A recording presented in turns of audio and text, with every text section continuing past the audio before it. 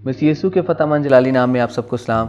मैं आपका host deacon Sunil और मेरे साथ हैं जनीता अरुण भट्टी और हम लाए हैं आपके लिए क्रिसमस स्पेशल एपिसोड। क्योंकि आप सब लोग जानते हैं क्रिसमस का सीज़न स्टार्ट हो चुका है। आज 1 दिसंबर है और हर तरफ दुनिया भर में मसीह की आने की खुशियाँ मनाई जा रही हैं, उसकी तैयारियाँ जारी हैं। सो आज के शो में आपको बहुत सी स्पिरिचुअल गाइडेंस मिलने को है और बहुत सी सोशल अपॉर्चुनिटीज़ मिलने को हैं। सो मैं चाहूँगा सिस्टर जी आप हमारे आज के ऑनरेबल गेस्ट का तारुफ करवाइए। खुदावन की शुक्रगुजारी है एक बार फिर आपके साथ मौजूद हैं ताकि खुदावन के जो स्पिरिचुअल लीड पीपल हैं, बिजनेस लीड पीपल हैं, हम अपने वादा के मुताबिक उन्हें आपके लिए मदु करें और वो आपकी रूहानी और दुनियावी गाइड बन सकें।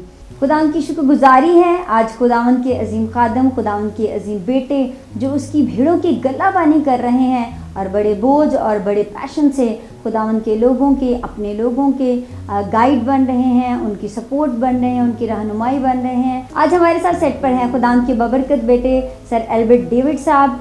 वैसे तो मोस्टली लोग उन्हें जानते हैं कि वो सोशल एक्टिविस्ट हैं और अपनी जो कौम है, अपनी जो नेशन है, उनकी रहनुमाई के लिए, उनकी सपोर्ट के लिए हमेशा अवेलेबल होते हैं। वो आज हमारे साथ सेट पर मौजूद हैं और वो किसी तारुफ के मोहताज नहीं है। सर एल्बर्ट डेविड साहब, thank you so much sir for coming.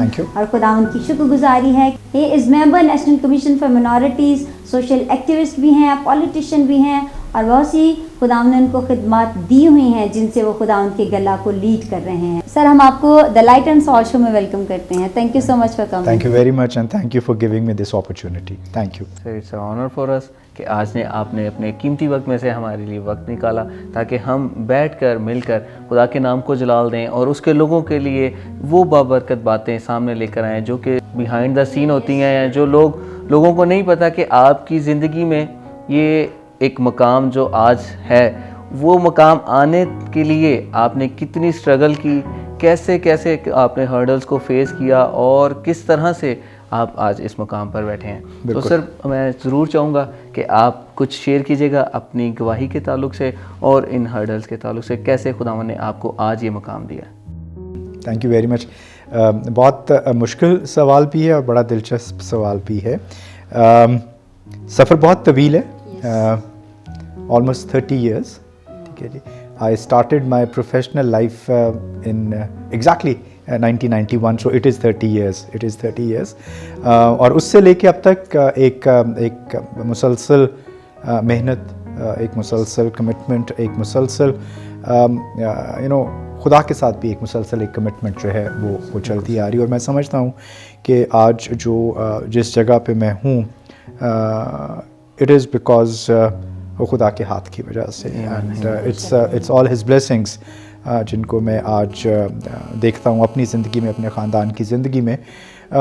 मुश्किलात देखें, कामयाबी एक रात में नहीं मिलती। बिल्कुल। कामयाबी के लिए मेहनत करनी पड़ती है और जो कामयाबी एक रात में मिलती है शायद वो एक रात में फिर एक रात के लिए ही होती है।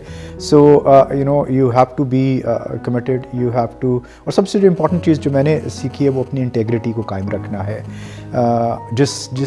जो काम आप कर रहे हैं उस काम के साथ आपकी कमिटमेंट, आपने अपना 100% नहीं, बल्कि जिस माशरे में हम रह रहे हैं जहाँ पे जो मुकाबले का एक रुझान है, और क्योंकि हम थोड़े से हैंडीकैप भी होते हैं just because we are from the religious minorities, तो हमें 100% नहीं, हमें बाज़-औक़ात 150%, 200% देना पड़ता है उस जगह को कायम रखने के लिए या उस मुकाबले में रहने के लिए। बिल्कुल। तो इसलिए खुदा का शुक्र है कि खुदा ने बहुत सारी मुश्किलात में से भी गुजारा, लेकिन मैंने हमेशा मुश्किलात को पॉजिटिवली लिया है। मैंने हमेशा उनसे सीखा है और अपनी शिकस्त तो मैं नहीं कहूँगा, लेकिन जहाँ पे कोई थोड़ा बहुत अगर कोई कमी बेशी हुई है उससे सीख के आगे बेहतर करने की कोशिश की है। लेकिन उस सब के बावजूद I think it is solely the blessing. ये खुदा का हाथ है। वो क्या कहते हैं कि वो हमें घूरे से भी उठा लेता है जब वो चाहते हैं। तो शुक्रगुजारी है, इसमें कोई शक नहीं है। खुदा के कलाम में भी लिखा है कि वो गिरोहों को उठा खड़ा करता है, झुके हुओं को सहारा देता है। तो फिर हम तो उसके बेटे बेटियां हैं। हाँ जी। तो और हम बार बार ये चीज़ अपने नौजवानों को बताते हैं कि उसने हमें दुम नहीं बल्कि सर होने के लिए मुकर्रर किया है। तो जैसा कि सर ने आज ये बात शेयर की है कि हमें माइनॉरिटी होते हुए 100 की जगह 150 बल्कि 200 पे भी जाना पड़ता है। हमें अपनी एफर्ट्स इतनी लगानी पड़ती हैं तभी जाके हम किसी मुकाम पर पहुंचते हैं। सो मेरा ईमान है कि जब हम अपना पोटेंशियल किसी भी काम में डालते हैं तो खुदावंद उसको मल्टीप्लाई कर देता है, ना कि प्लस करता है। वो मल्टीप्लाई कर सकता है क्योंकि वो कुदरत रखता है। सो वो हमारी एफर्ट से भी बढ़कर हमें मुकाम देता है। सो मैं आप सबसे देखने वालों को ये इनकरेज करूँगा कि आप ज़रूर एफर्ट करें, कभी भी एहसास कमतरी के शिकार न रहें और कभी भी मायूसी को खुद पर हावी ना होने दें, बल्कि आप खुदा के बेटे और बेटियां हैं, खुदा के चुनिते हैं, खुदा की कौम है। तो आपको दुम नहीं बल्कि सर बनकर, बल्कि इस दुनिया का नूर और नमक बनकर सामने आना है। सो आज हम इसी तरह से बात को आगे बढ़ाते हुए सर से और भी बहुत कुछ सीखेंगे। सर अभी जैसे आपने बताया कि बहुत सारी हर्डल्स आई थी लेकिन आपने गिव अप नहीं किया, तो अपने ये जो आपका स्पिरिचुअल भी आपने कहा कि कनेक्शन खुदावंद के साथ है, तो दोनों तरह से आपका सफ़र जारी रहा। आज आप हमारे सेट पे भी द लाइट एंड सॉल्ट दोनों को रिप्रेजेंट कर रहे हैं, तो अपने रूहानी सफ़र के बारे में भी आप कुछ शेयर कीजिए। देखिए, रूहानी सफ़र में मैं सिर्फ इतना कहूँगा कि आई एम जस्ट मैं कोई खादिम नहीं हूँ, पास्टर नहीं हूँ, लेकिन मैं ये समझता हूँ कि जो मेरा एक शख्सी ताल्लुक़ है खुदा के साथ, निजात दहिंदा के साथ, वो हमेशा मजबूत रहा है। इंसान होते हुए हम कमज़ोर होते हैं, कमज़ोर लम्हे आते हैं, एग्जैक्टली, लेकिन उसका फजल जो है वो हमेशा हमेशा रहा। और मैं आज भी मतलब इस बात का बरमला इजहार करता हूँ कि मैंने अपनी ज़िंदगी में जो चीज़ सीखी वो ये सीखी कि जब हम खुदा से मांगते हैं तो फिर हमें खुल के मांगना चाहिए, खुदा से चाहिए, ठीक है, बिकॉज वो लामहदूद है, वो ख़ज़ानों का मालिक है, वो शहनशाहों का शहनशाह है। लेकिन उसके साथ साथ जो चीज़ मैंने इसमें सीखी, मैंने वही सीखी कि इंतज़ार बहुत इम्पॉर्टेंट है, पेशेंस बहुत इम्पॉर्टेंट है। आप खुदा से मांगिए। मैं इस बात पे बिलीव करता हूँ कि मैंने जब भी खुदा से कुछ मांगा उसने मेरे लिए रिलीज़ कर दिया, लेकिन उसने अपने वक्त पर मुझे वो डिलीवर किया, ठीक है। और जब मैं उस चीज़ के लिए तैयार था तो खुदा के साथ मेरा एक ताल्लुक़ है, कायम है, और मैं इस बात पे फ़ख्र महसूस करता हूँ कि वो मेरी दुआओं को सुनता और उनका जवाब देता है।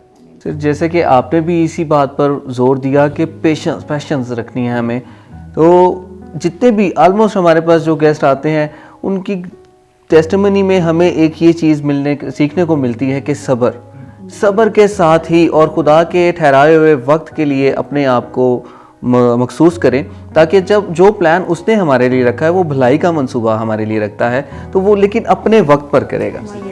तो हम लोगों को, मैं यूथ से भी ये कहना चाहूँगा, देखने वालों को ये कहना चाहूँगा कि आप खुदा के वक्त का ज़रूर इंतज़ार करें। जल्दी में कुछ छोड़ देना या गिव अप कर देना या चेंज कर लेना, आप अपना गोल एक ही रखें, प्लान चेंज कर सकते हैं। गोल आपका मसीह है और मसीह के नाम को जलाल देना है, वो आप किसी भी वे में कर सकते हैं। आप बढ़ें ज़रूर, हिम्मत मत हारें।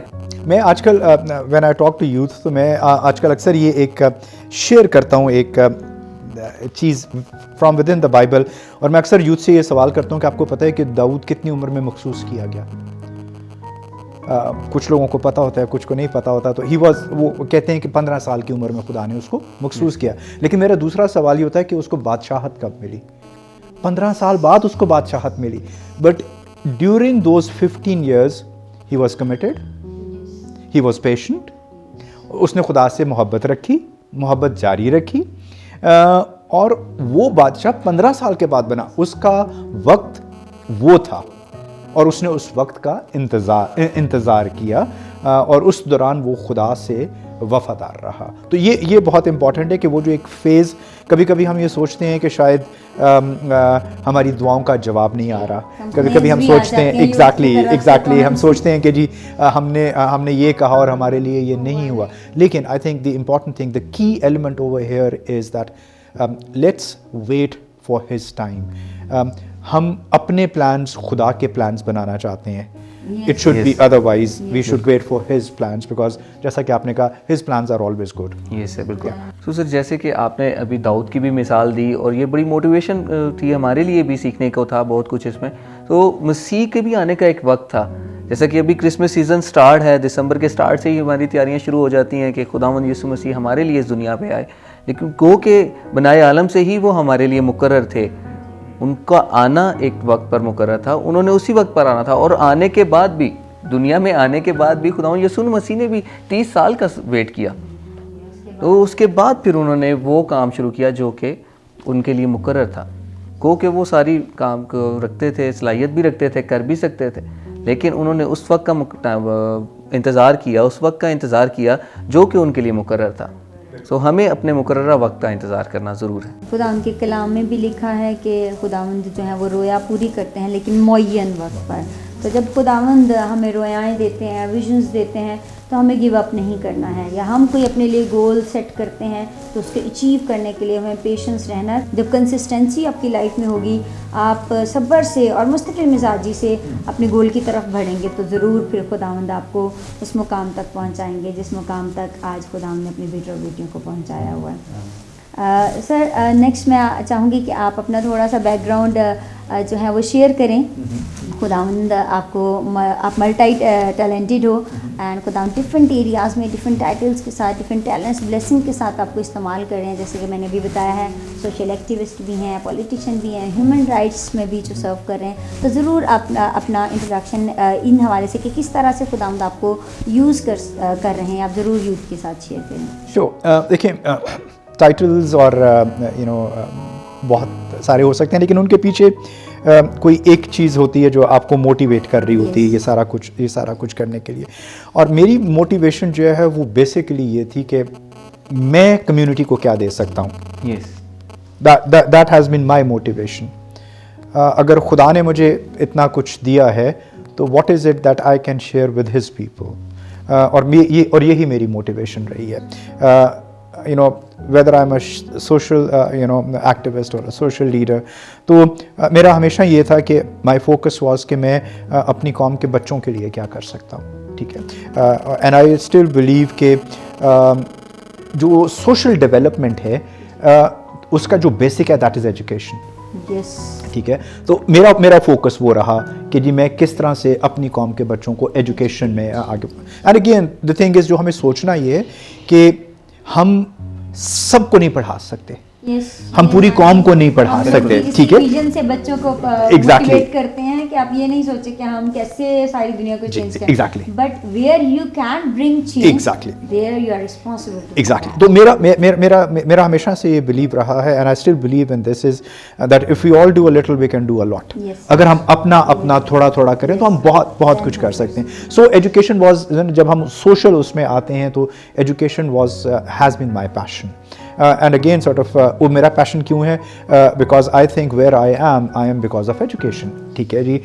मुझे जब compete करना पड़ा एक सेकुलर माहौल के अंदर, तो मेरा आगे बढ़ने की वजह ये थी कि मेरे पास वो एजुकेशन थी और मैं उस सारे मुकाबले में आ सका। इसलिए मैं चाहता हूँ कि हमारे जो बच्चे हैं, जो हमारी यूथ है, जो हमारे जो यंग इमर्जिंग लीडर्स हैं, they should be equipped properly, and education is one thing that equips them properly. So socially education has been my passion. और उसमें मैं बच्चियों के साथ ख़ास तौर पे जो हमारी नॉर्मल क्रिश्चियन बच्चियाँ, उनके साथ मेरा बहुत काम है। और अगेन सॉर्ट ऑफ बिलीविंग के किसी मुफक्किर ने कहा था कि तुम मुझे अच्छी माएँ दो, मैं तुम्हें एक अच्छी कौम दूंगा। तो जो वो एक मेरा at the back of my mind कि हमने अपनी बच्चियों को पढ़ाना है, और वो जो पहली तालीम किसी बच्चे को मिलती है वो माँ की गोद से मिलती है। मैं एज अ मदर थोड़ा सा ऐड करना चाहूँगी कि जब एज अ मदर मुझे एक्सपीरियंस नहीं था तो हमने यही सुना था, तरबियत। नो डाउट कि तरबियत जो है ना 99% वो करती है, लेकिन मैंने देखा है कि एक शख्स अगर डिस्ट्रॉय है तो इनहेरिट भी हो जाती हैं नेगेटिविटीज़, वहाँ पे समटाइम तरबियत भी नहीं वो कर पाती चीज़ें। तो यही चीज़ आती है कि अगर एक माँ एजुकेटेड होगी, अगर वो चीज़ों को समझती होगी, तो बाय बर्थ बच्चा जो है ना वो उन क्वालिटीज़ को इनहेरिट कर लेगा। तो जब वो इनहेरिट करेगा तो फिर जो है ना वहाँ पे अगर वो उसको ग्रूमिंग की जाएगी तो वो वर्क करेगी। तो ये आई कम्प्लीटली एग्री, और मतलब तो सम अप करते हैं, मैं अपने सोशल उसको सम अप करता हूँ। मेरा 3 E's पे है मेरा agenda, the letter E, you know, when I talk about social अपने रोल को। Number 1 is education, number 2 is economic empowerment, and number 3 is equality. ये 3 E's हैं जो मेरा एजेंडा रहा है, जो मेरा मोटो रहा है as far as a social activist, being a social activist. जब हम पॉलिटिक्स की तरफ आते हैं तो मैंने बहुत देखा when I was growing, I come from a political family, my father was a politician, तो वो चीज़ तो मौजूद थी, लेकिन मैंने ये देखा कि हमारी जो पढ़ी लिखी यूथ है वो पॉलिटिक्स की तरफ नहीं जाती जी। So my passion again sort of is कि हमारी पढ़ी लिखी यूथ को पॉलिटिक्स में आना चाहिए, वरना फिर हमें लीडरशिप जो है वो अच्छी नहीं मिलेगी। तो मेरा पॉलिटिक्स में आने की एक वजह ये थी कि मैं चाहता था कि लोग कहते हैं जी पॉलिटिक्स गंदी है, ठीक है जी, सियासत बहुत गंदी है, हम अपने बच्चों को सियासत में नहीं जाने देंगे। I think otherwise, I think सियासत गंदी नहीं है, सियासतदान गंदे हो सकते हैं जी, ठीक है। सो मैं अक्सर मिसाल देता हूँ, कायद आज़म भी तो एक सियासतदान था, उसने एक पूरा मुल्क बना दिया, उसने जोग्राफिया दुनिया का तब्दील कर दिया, ठीक है। But again sort of he was a politician. So the issue is this that we need to have young educated Christian politicians, who should be leading our nation. तो वो मेरी जो मेरा पैशन या मेरी मोटिवेशन थी पॉलिटिक्स में आने की, वो यही थी कि हमें थोड़ी सी तब्दीली लानी है। मैं शेयर कर सकूं नौजवानों के साथ कि मैं भी पढ़ा लिखा हूँ इंसान, लेकिन अगर मैं पॉलिटिक्स में आ सकता हूँ तो आप भी आ सकते हैं, और शायद एक पढ़ा लिखा पॉलिटिशियन जो है वो बेहतर नुमाइंदगी कर सकता है, शायद वो मौक़िफ़ को बेहतर तौर पे पेश कर सकता है, एक वो आर्टिकुलेट होता है, उसकी सोच वसी होती है, रादर देन कि हम बस वही मतलब एक सतही सोच के साथ एग्जैक्ट करें। तो that was again sort of coming into politics, that was कि जी हम बहुत सारे ऐसे नौजवान बच्चों के लिए मिसाल बन सकें कि if Albert David can do it then we can do it, then we can. Last but not the least, human rights, I started my career as a human rights activist. मेरा जो एक बहुत बड़ी इनकम खुदा की तरफ से जो मुझे बरकत मिली, मैंने फोर्स्ड मैरिजेस के ऊपर बहुत काम किया है, young people's right to choose, उसके ऊपर मैंने बहुत ज़्यादा काम किया, और खुदा का शुक्र है कि मेरे उस काम को इंटरनेशनल रिकग्निशन मिली, और मुझे 2007 में क्वीन यूके की क्वीन जो क्वीन एलिज़ाबेथ हैं उनकी तरफ से member of the British Empire का अवार्ड उस पे मिला। मैं 2009 और 2010 में यूके सिविल सर्विस अवार्ड जीत चुका हूँ, and that is on the basis of my work on forced marriages and human rights. तो वो चल रहा है, और अभी भी as member of the National Commission for minorities जितना हम कोशिश कर सकते हैं, खा वो फोर्स्ड मैरिजेस फोर्स्ड कन्वर्जन्स का एरिया है या इक्वल राइट्स की बात है, जहाँ पे भी हो सकता है we are continuing our struggle, और काम कर रहे हैं। हमारा काम है काम करना, नतीजा खुदा की ज़ात ने देना है। सो बट पूरी कमिटमेंट के साथ कोशिश कर रहे हैं। बिल्कुल सर, जैसे कि सर आपने बात की लीडरशिप के हवाले से कि अब आपने इसको इस वजह से चूज़ किया ताकि आप बीइंग अ लीडर एक रोल मॉडल बन सके यूथ के लिए। तो सर मैं चाहूँगा यहाँ पर एक बात, एक मैसेज या कोई ऐसी लीडर्स के लिए, लीडर्स का क्या किरदार होना चाहिए, लीडर्स कैसे होने चाहिए, हाँ वो स्पिरिचुअल लीडर्स हैं, पॉलिटिकल लीडर्स हैं, वो अपना रोल कैसे अदा कर सकते हैं। मैं ओपनली इस बात को कहूँगा कि ये इस वजह से नहीं कि सर का एक अच्छा मकाम है, इस वजह से कि एक अच्छे इंसान है। जब मेरी फर्स्ट टाइम भी इनसे मुलाकात हुई, मैं आज ये ऑनर ये बात करना चाहूँगा, इस वजह से नहीं कि मैं कुछ भी और नेगेटिव वे में कोई भी इसको मत ले, मैं इसको पॉजिटिव वे में बात करना चाहता हूँ कि बड़ा इंसान वो नहीं होता कि 4 बंदे आगे 4 बंदे पीछे।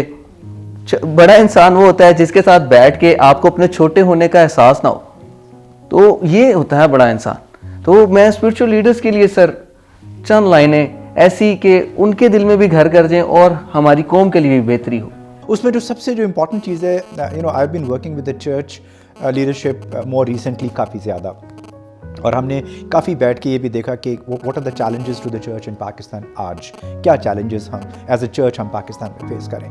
The one challenge I think the church has and the church leadership has is वो जो गैप है ना between the church and the congregation, that gap is increasing with every day.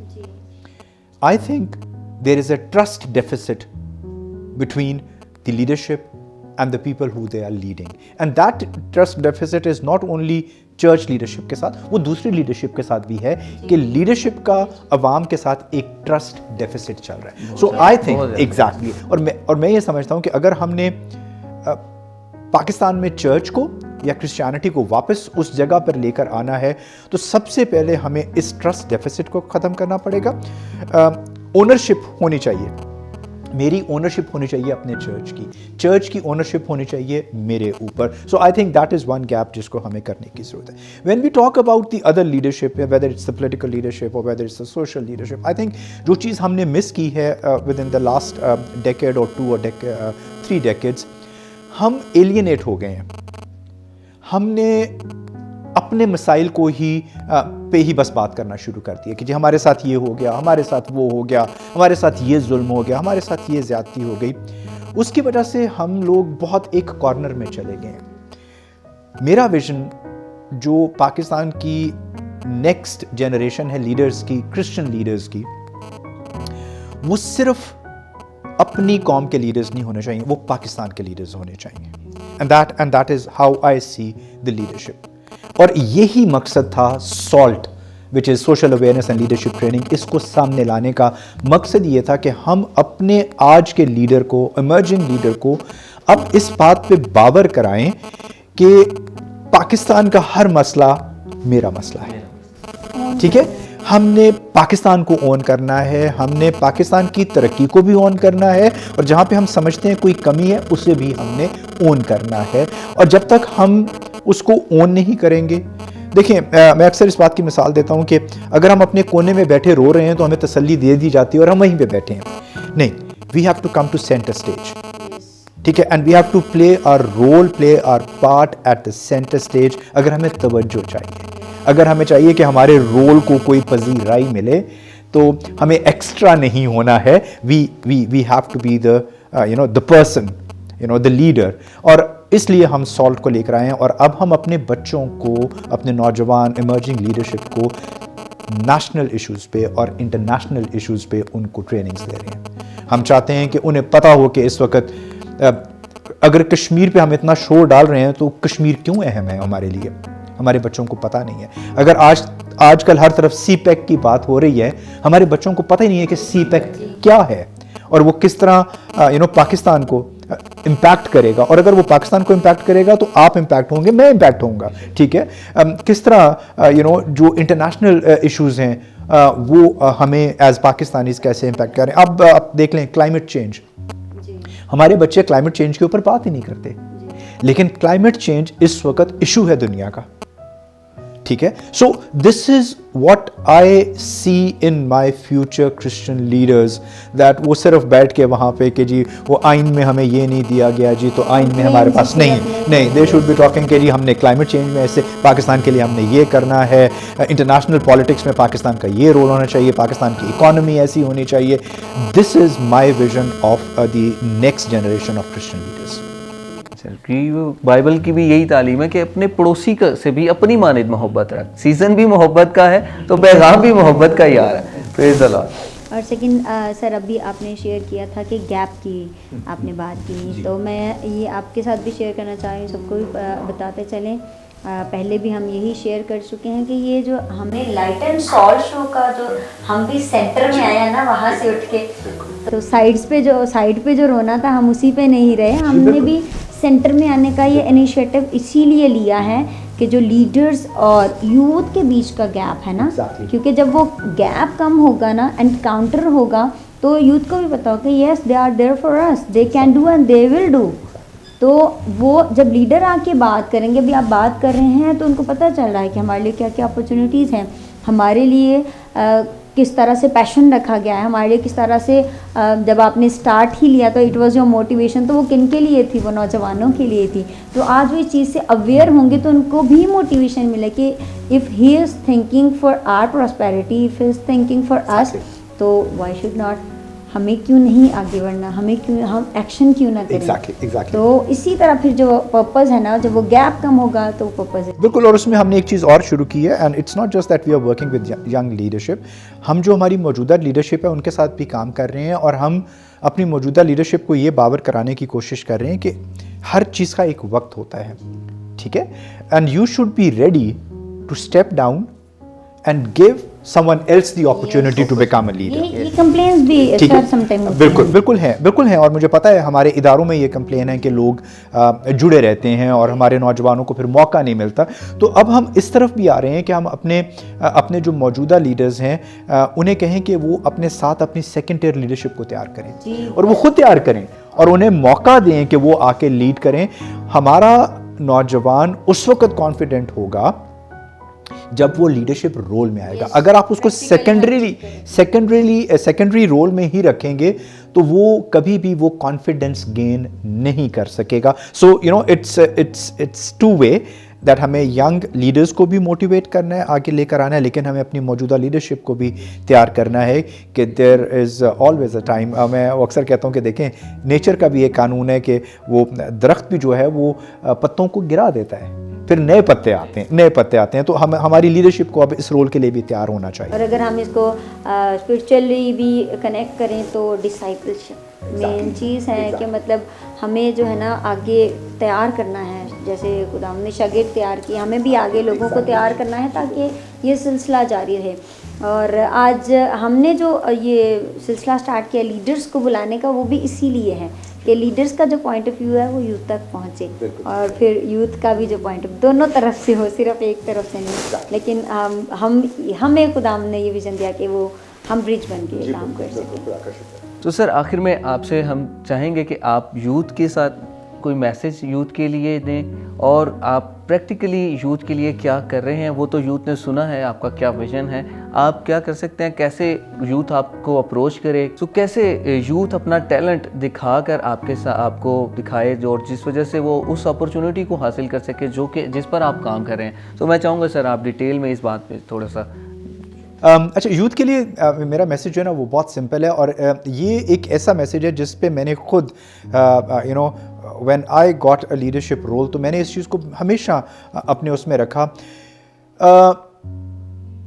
आई को कम कर दें अपनी ज़िंदगी में, और वी को लेकर आए अपनी ज़िंदगी में, ठीक है।